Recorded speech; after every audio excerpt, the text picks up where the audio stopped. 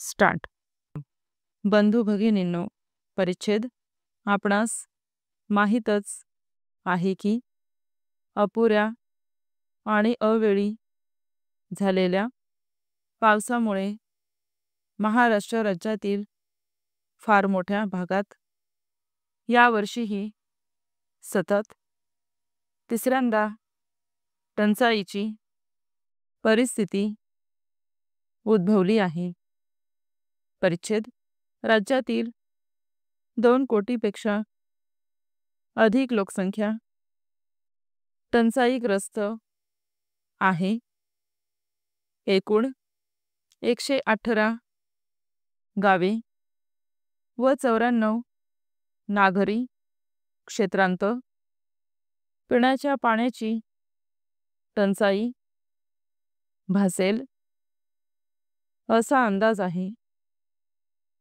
याशिवाय लाखो शेतमजूर आणि शेतकऱ्यांनाही रोजगार पुरविण्याबाबत व्यवस्था शासनास करावी लागेल.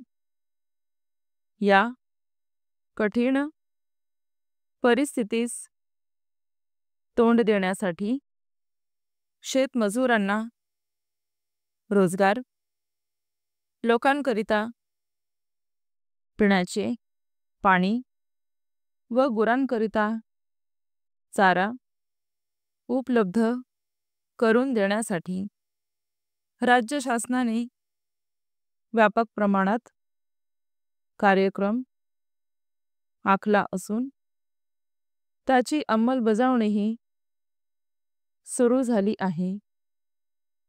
यासाठी राज्य शासनास फार मोठ्या प्रमाणावर रक्कम खर्च करावी लागत आहे.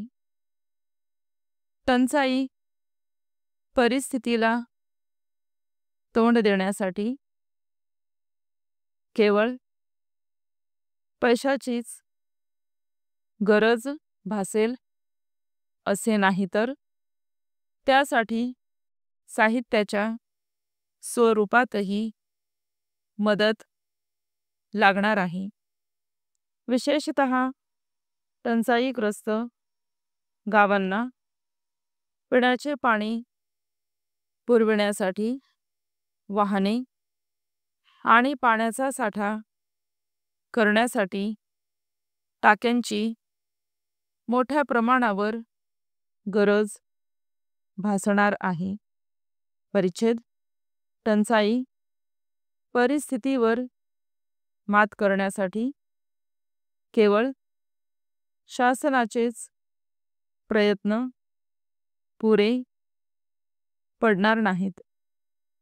यासाठी शासनाला समाजातील सर्वच घटकांच्या सहकार्याची गरज आहे. शासन व सर्व समाज घटकांच्या संयुक्त प्रयत्नांतूनच आपले राज्य या वर्षीच्या टंचाईग्रस्त परिस्थितीवर मात करू शकेल असा मला विश्वास आहे. स्टॉप.